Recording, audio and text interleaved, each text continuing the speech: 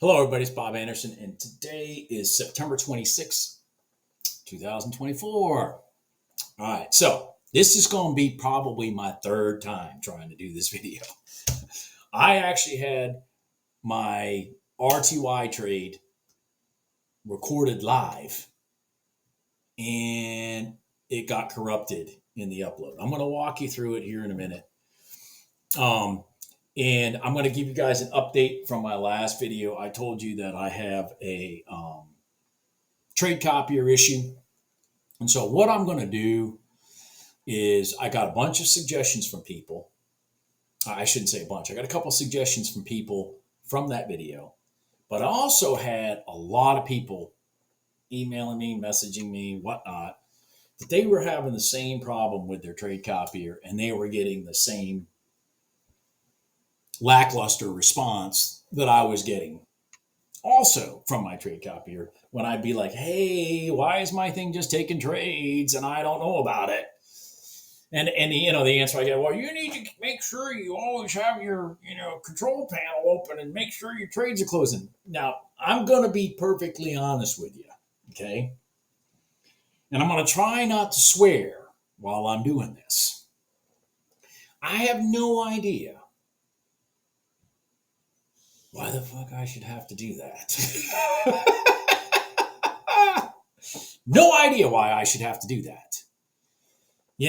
If I have an order here, and I have an order here, and I go from here to here, and I'm out on my lead account, and the word copier is being used to describe your tool, there shouldn't be another account that I have somewhere else doing its own random things.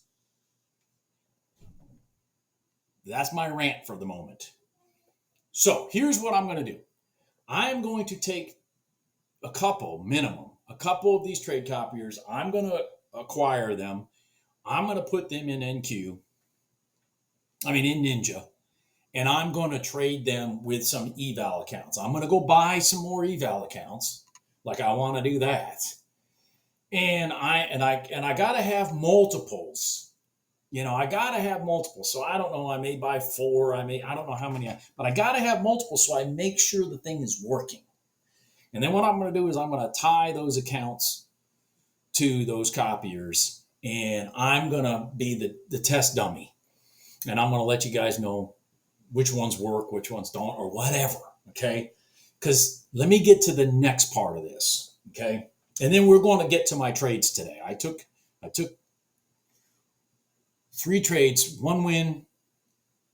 wins, 1 loss, RTY, and hey, I took one in oil today. I took a trade in oil today. I know everybody's impressed. I took a trade in oil. So let me get to the heart of the problem, the heart of the issue. Okay. Let's go back to a PA firms. I don't care who it is. Lilu, Top Step, don't care who it is. At the end of the day,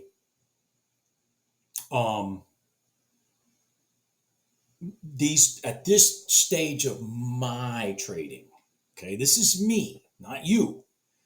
Everybody has different stages of trading journeys that they go through. But at this stage of my trading journey, it does not make sense for me to trade a prop firm if I can't use a trade copier that drags multiple accounts along the way where I can sit there and trade that main account and walk it from 25 grand to 28 grand and take $1,500 payout. It does not make any sense for me to do that if in conjunction with that main account going there that I'm not dragging 4 or 5 others with it and not having to continue to grab the ones that get screwed up and fixing them by trading them. It does not make sense. Another thing is, I'm going to tell you something that I thought of after, okay? There's a high likelihood when I went back and looked at the trades that were happened to my other 3 accounts, there's a high likelihood that I broke like 4 rules with Apex at the same time, because there's a high likelihood they were, perfect example. There's a high likelihood it was entering trades that were in lost positions. I mean, it was just taking trades. And, you're not supposed to, they call it DCA, dollar cost averaging, which I don't do. My main account, I was I was only buying into accounts. Think about this. I was only buying into accounts that were breaking pivots to my left. If I added in, the way I got to 3 contracts is I was adding in, here's 1, here's 2, here's 3, because we kept creating pivots and I kept adding to the broken pivot until we blew through the top. Okay?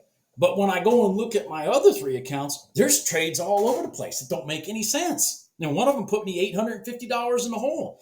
It's very possible that I've already broken all the rules on that account. I'm not going to get paid on it anyways.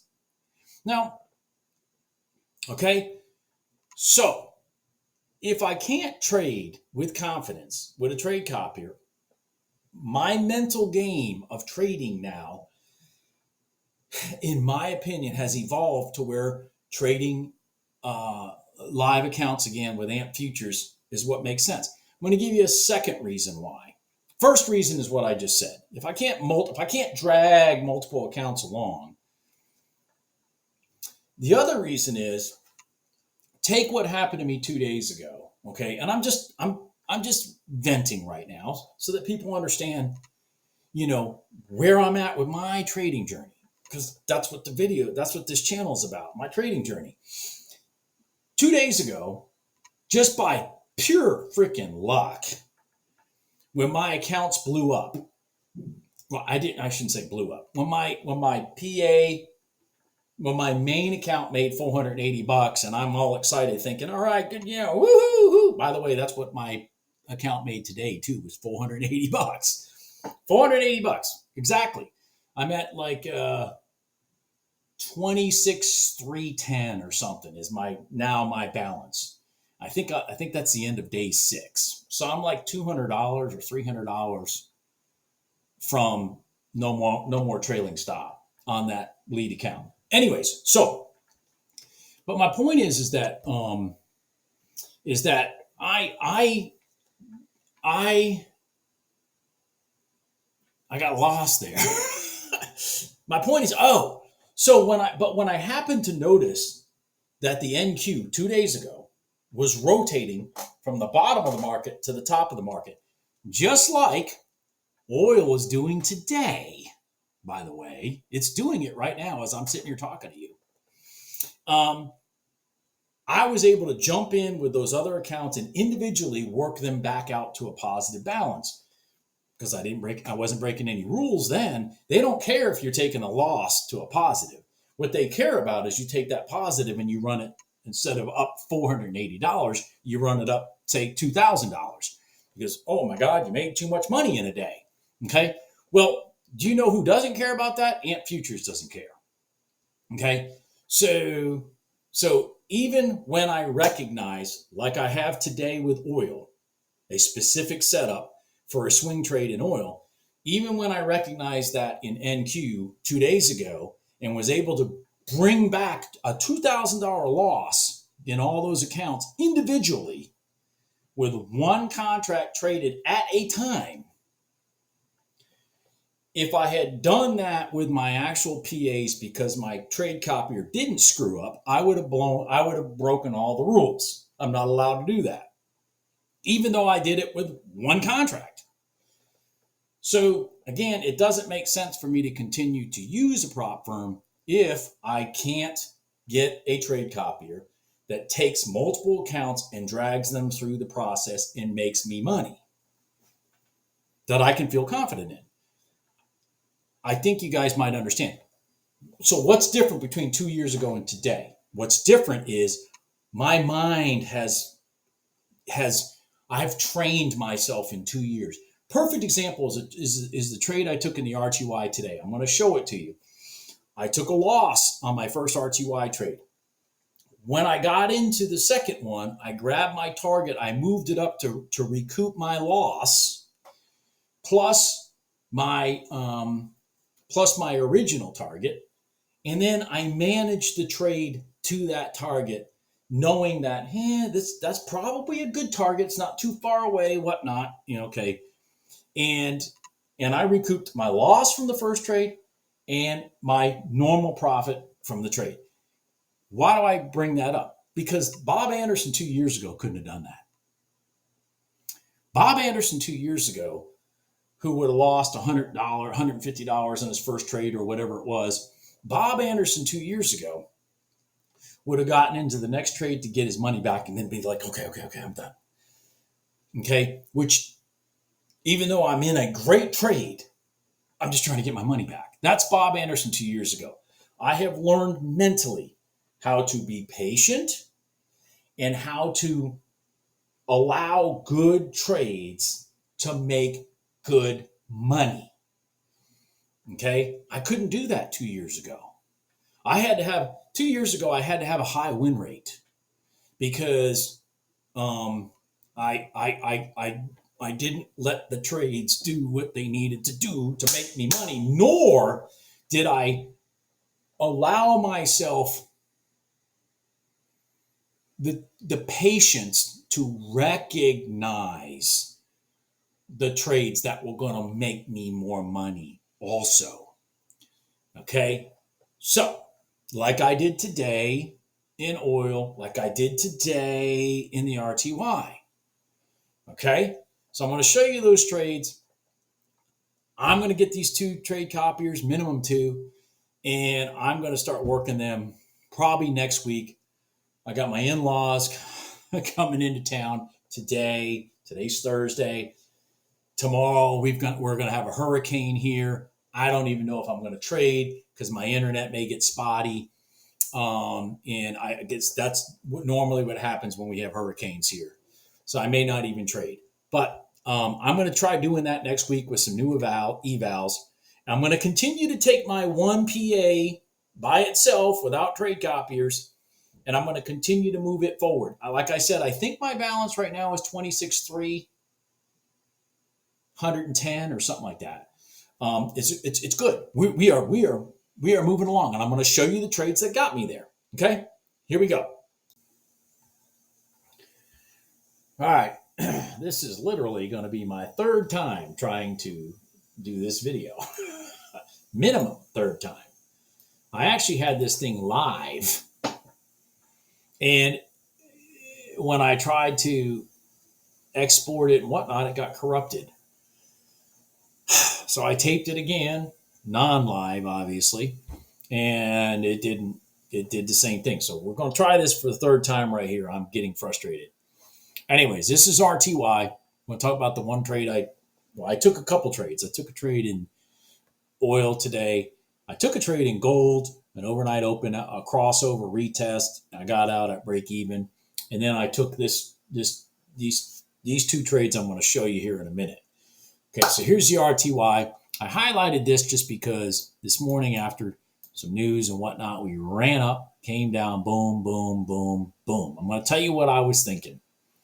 So I saw this, and I said to myself, when we got this candle right here, I said, okay, if this candle closes, notice it's red, but it came all the way back up from being way down. I was ready for it to break that top when this candle closed, and boom. Because and at 40 ticks, to give you an idea, the expansion of 40 ticks on this, here's the top. So we would have been in at like 44.7. So we would have gone to 48.7, which is from here to there, which is really not that far. Matter of fact, it all fits inside this candle right here. But anyways, didn't happen. So down we went. And I started saying to myself, because look at this. We had a big up day so far. So in my mind, I was like, I don't know that I want to trade any shorts right yet. but I would be willing to take a long off the overnight open. What happened? Wham! Here we come. I'm telling you, I got excited. I really did. I thought, wow, we're going to run down and we're going to nail the overnight open, and I'm going to catch that thing back up. Take my $400, $500, shut it down on my one PA, and call it a day. All right, because I may not even be trading tomorrow because there's a hurricane coming, and I don't know if my internet's even going to be any good. So, anyways, that's besides the point. So here we are. It's rolling down. All the signs are there. Oh my God, I'm excited, and the damn thing reverses. Crap. Okay, so again, I'm like, well, I think the market's is long. So I'm gonna be patient and see if we can get a long setup, because we did not reach the overnight open. This is just my thoughts, okay? And again, no trade is a trade. Just remember that. No trade is a trade, okay? So here we go. Back to the red line. And then bam, we break the top of this pivot here. So I'm like, oh, good. Now, this dot formed after the fact. I was hoping we would rotate up, come back, sit on top of the 5-minute red line, and then I could take a long. But what happened instead? We blew right back through. Okay, so now, are we reversing or not? Well, this started rotating back up. Now, again, this dot was not here at the time, but as time goes on, that dot gets created because we get multiple minutes that price rotated the other way, and bam, now all of a sudden we got these dots. So we went from here to here, broke the daily, broke the pivots again, rotated up, and down we came. All right? So now, what am I looking for? I'll tell you what I'm looking for. I broke all those pivots to the left. I'm going to blow this up better so we can see it now. Watch this, because we don't need to see the overnight open anymore. So we broke these pivots to the left. We created this space. We crossed over. It's in the direction the market's been going anyways. So in my mind, we're temporarily short. And, they were looking for support somewhere and going the other way. Am I right? I don't know. But what I do know is that if I break pivots to the left, I have a tendency to come back and look for support. And then we have a tendency to rotate up and break and continue, because that's how you get bing, bing, and then rotation. Like you get these patterns of bing, bing, bing, bing, bing, bing, bing, bing. Then all of a sudden, bing, bing, bing. So here we are. Watch this. Uh-oh, that candle right there. Now, when I was doing this live, I was sitting there saying to the camera, because I thought you guys were going to see this live, I said, I hope this thing stays small, because I wanted this thing to be small and then give me more room for profit before it started hitting resistance. So my entry was a tick above that.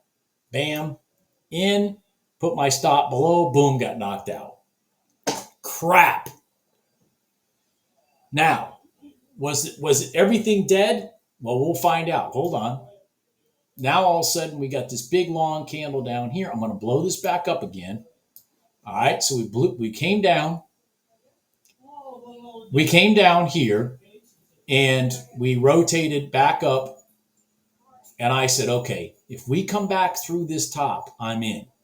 Okay, so I grabbed 2 more contracts. I didn't want it to rotate down and collapse, but we still have the integrity. Remember, this is a 5-minute moving average. These are 1-minute candles. So I'm sitting there looking at this, saying to myself, hey, this could be good. You know what I mean? So we broke. Bam, gone. Okay. So now I'm in this trade and it's working. Okay. Now let's talk about the old Bob Anderson versus the new Bob Anderson. The old Bob Anderson would have said, holy crap, let me get my loss back and call it a day. The new Bob Anderson says, listen, this is supposed to be a big win because it's a five-minute moving average trade. It's in the direction that the market's been going. So let's get some actual money out of it. Let's not look at the P&L and just look for our money back. Okay? So what am I looking at? I expect it because we did the standard thing, which is broke the pivots, came back, found support, and rotated up. I'm expecting it to break through the top. Okay? So that's what I'm expecting. Okay, so anyway, so here we are, and we're rotating up. Now, this is the pattern you guys need to understand that I look for. Okay? I look for that break of that candle to the left, okay? And then I look for price to come back and find support with the intention that once it finds support, remember the FOMAs, fear of missing out traders, find support, then rotate up. Same thing here. We broke the pivots to the left. These pivots, multiple pivots, came down, found support. See, here it blew right through my hopeful support. Okay, so we had no trade. But here when it did this, broke these pivots, here's the FOMA people chasing it, comes back, look for support. Once you're in that support, this could be resistance, but it's not supposed to be. The intent is for you to go through it and find the new resistance. Where's the new resistance? Well, my intent was right here. Okay, so when I got in this trade, okay, I took my stop, threw it underneath this big green candle, and I said, okay, now let me start managing the top.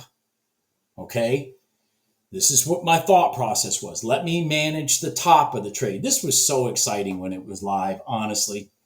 So I took my loss here, and I had my target up here, right about here, and I added the loss to the target. That put me at 42.10. That ended up being my target. And then I told myself I want to manage my trade to the target so I can recoup my loss and have the amount of money that I was looking for the day for my PA account. Okay? So I threw the target up there to something bigger, something that Bob Anderson 2 years ago never would have done. So now what happens? I take and I draw this spot on my chart over here to the left. Over to the right, because I want to see that as I'm entering it, as I'm going towards it. Okay, I'm going to do that here in a minute. Notice we went this. Okay. Oh my God. So much happening in this. It's amazing. So much happening. This is what I like about the RTY though. It's predictable when it's working. So we broke through this pivot right here, okay, that we talked about, that it was created when it rotated back. Just like it broke this pivot and rotated down, it broke this pivot here when it did this and rotated down to support. So what are we supposed to do? We just broke this pivot here. I'm anticipating, unless it blows through it, it's going to come back and seek support again. What is support if it's not, where I get my stop loss? Hopefully, it's my 9 EMA. My 5-minute SMA, which is this red line, is the bigger push. Then it's going to seek support, I'm assuming in my mind. So I'm watching this to see what happens. And I'm not getting nervous because my 9 EMA is rotating up very strong, and it break even is right here. Okay, so I got a few ticks of coverage. I'm giving it still some room. All right, I'm willing to take a few tick loss. What happened? Because remember,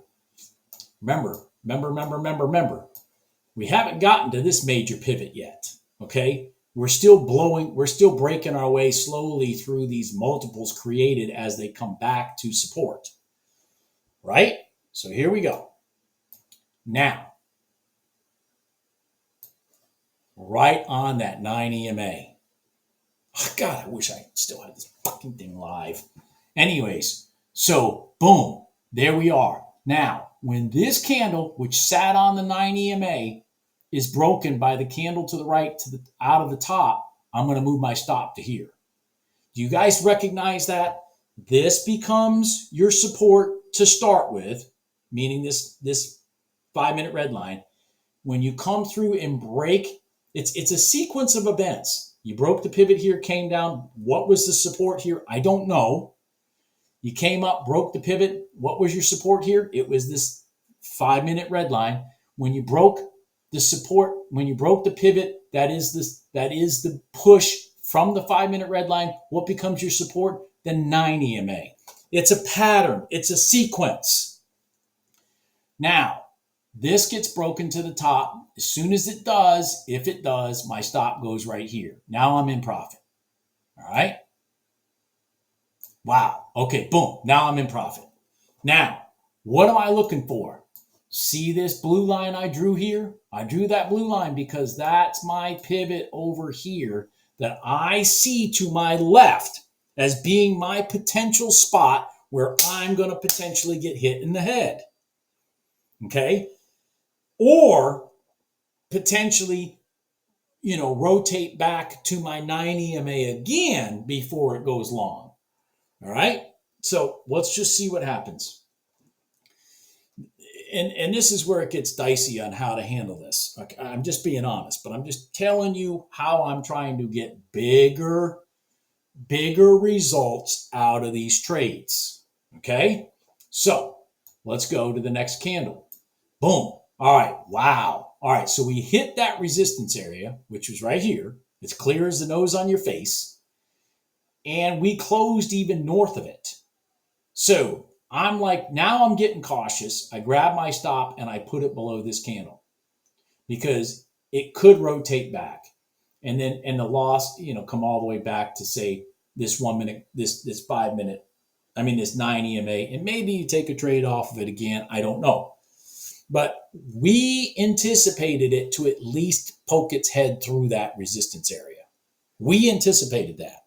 I anticipated it. I drew this line on this chart from here over on purpose because I expected this from looking to the left. That's why when I say look to your left, because it'll tell you the future to your right.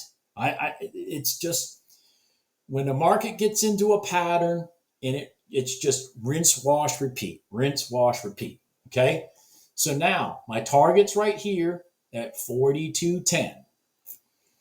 My stop is here, and I'm going to try to squeeze it if we keep on pushing through this area. My other resistance area would be all the way up here at 43.5 from what I see. Down, up.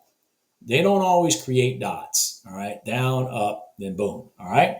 So here you go. What happened? Bam. Target. Just like that. Just like that. Or 41.9. That was my target. 41.9 was my target. No, 42.10 was my target. Why did it say 41.9 there? What was 41.9? Oh, 41.9 is what the candle closed at. Okay, gotcha. 42.10 was my target. Boom. Done.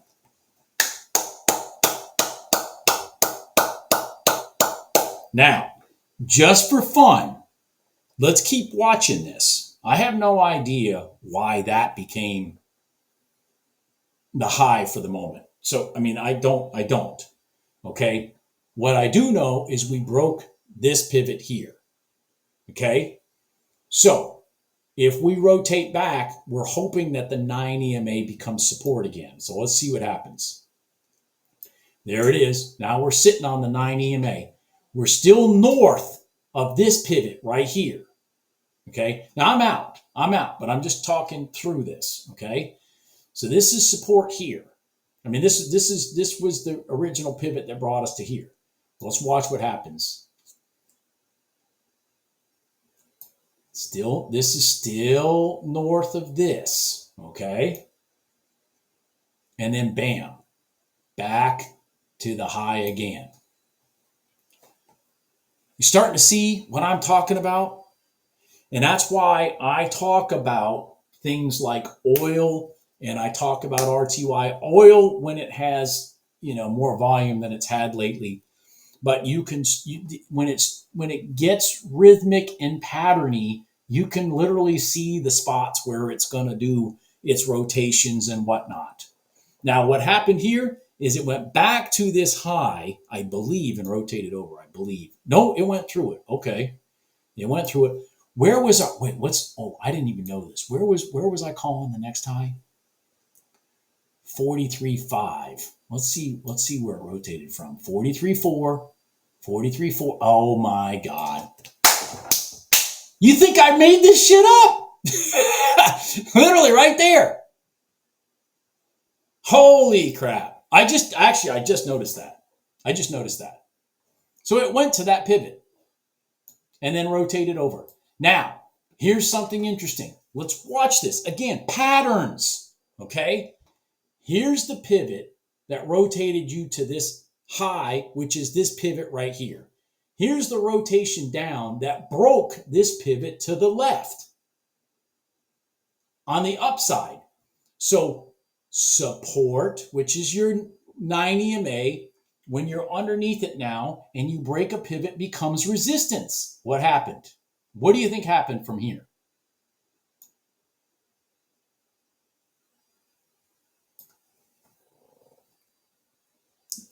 Everybody get it? Anyways, as I said, I am going to buy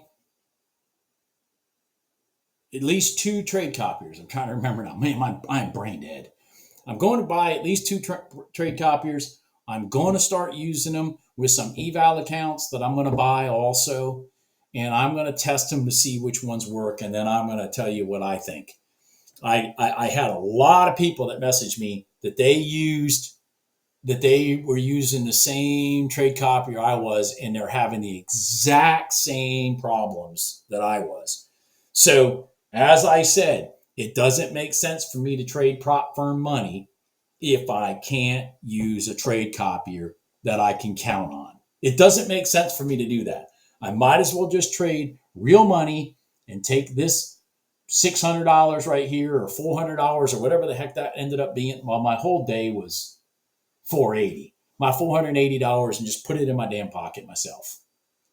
And then allow for the big days like the NQ of 2 days ago where I just and don't risk a lot, just use one contract, but make that $2,000 for myself and not have a rule telling me I can't do that. Keep in mind that $400 with 10 accounts is $4,800. See, that's the benefit of using the prop firm versus trading with my own money. So, but if I can't multiple trade, I don't have that benefit. Everybody have a good day. I'll talk to you soon. Bye.